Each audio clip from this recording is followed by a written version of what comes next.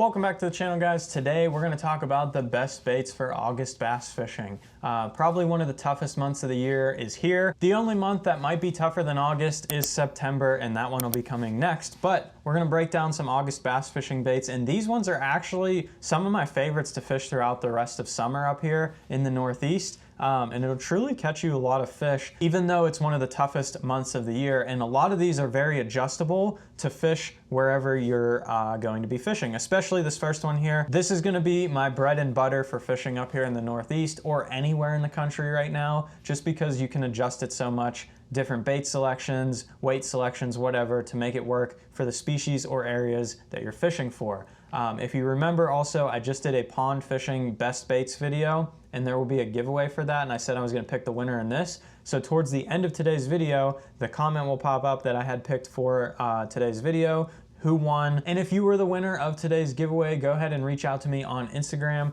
and we'll go ahead and get that worked out. We'll get that shipped out to you, and we'll make sure you met all the requirements for the giveaway for today. So now let's jump into the actual baits for today's video. That first one we were talking about is going to be a drop shot. So this is one of my favorites for August up here, specifically for the grass lakes that we have. I fish the edges of them or brush pile lakes with a robo worm Texas rigged on a drop shot and catch a lot of largemouth doing that. However, I'm actually going to be leaving for a Toyota Series up on the St. Lawrence River here in like a week or two. By the time this is already out, I'll probably have already been up there. This bait, you can adjust it with a bigger weight on the bottom, an open hook, and a flatworm, and go catch smallmouth in the month of August doing that in some deep water, on some rock, anything like that. So it's a super versatile bait. It'll get you fish no matter where you're at, what you're fishing for. I've caught spotted bass on this pink worm down on Lake Hartwell. I caught literally largemouth on this today. I caught like a 4-pounder on this out there, and some other largemouth fishing this on some weed lines up here in the north. And like I said, I'll be fishing this for smallmouth in a week or two, all on the same rod. No changes other than weight and hook selection and the bait that I put on it. So super versatile rig, catches fish everywhere, and it will always get a bite because no matter how pressured those fish get, no matter how tough the fishing gets, they will always eat a drop shot. So that's one of my go-tos there. My next go-to up here in the Northeast, or if you fish in places that are heavily vegetated and you have canopies that those fish can get underneath and keep them cool, they use it as shade and live in that shallow water still, is going to be a heavy Texas rig.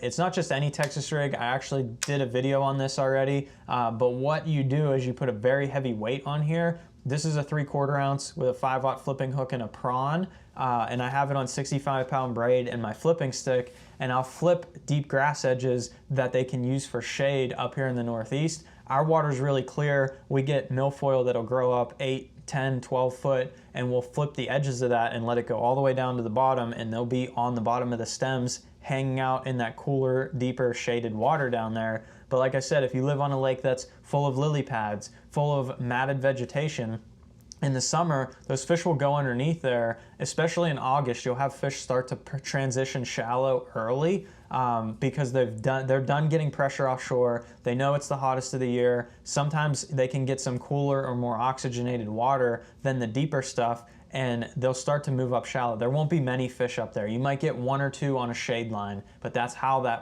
that's how it works this time of year. You're not going to catch a ton of fish in August. So picking one fish off there, one fish off here, if you can do stuff like that, that's just a little bit different from everybody else, you might be able to get some less pressured fish.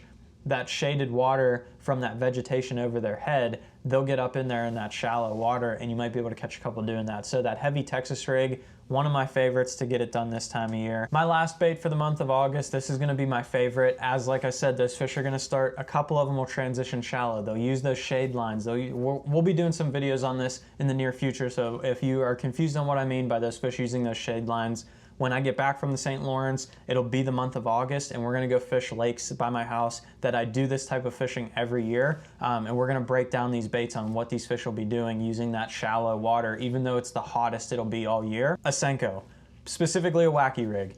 I'll Wacky Rig it, I'll skip it under bushes, I'll throw it next to laydowns, anything, even docks. Up here in the Northeast, docks are a huge one. They'll still live under docks in the summertime as long as there's bluegills there and they have that shade on their head.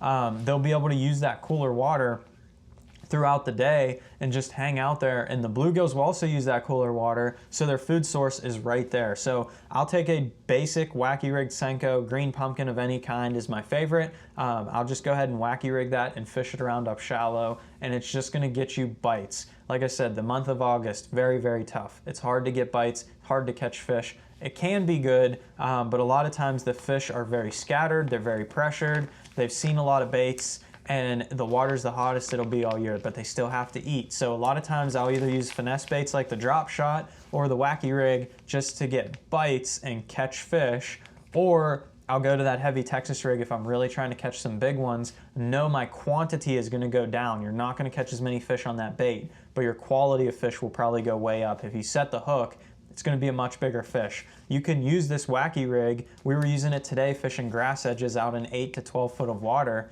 You can use that Wacky Rig out there and just let it sink slowly in that grass. We caught a lot of 10 to 12 inch fish. We caught 3 fish on that Texas rig all day, but everyone was over 2 pounds. So obviously Pennsylvania, tougher place. 2 pound is a big fish sometimes here depending on the lake. But we caught 3 very good keepers on that Texas rig. We probably caught 10 fish on a Wacky Rig. None of them were keepers at all. So that's the difference between the baits you can choose this time of year in August, the approach that you wanna do, whether you're out there to have fun. At one point, we just wanted to set the hook. We were just out there to catch fish. I did my filming for the day. We did everything we needed to do. We were just out there to catch fish. We picked up the Wacky Rigs and started fishing them around. But if you're out there to catch fish in a tournament and catch big ones, you might have to approach it differently this time of year. So, hope you guys enjoyed today's video. If you want to see that pond fishing video, baits that I was talking about, check this one out right here. Hit that subscribe button down below if you enjoyed it. Thanks for watching.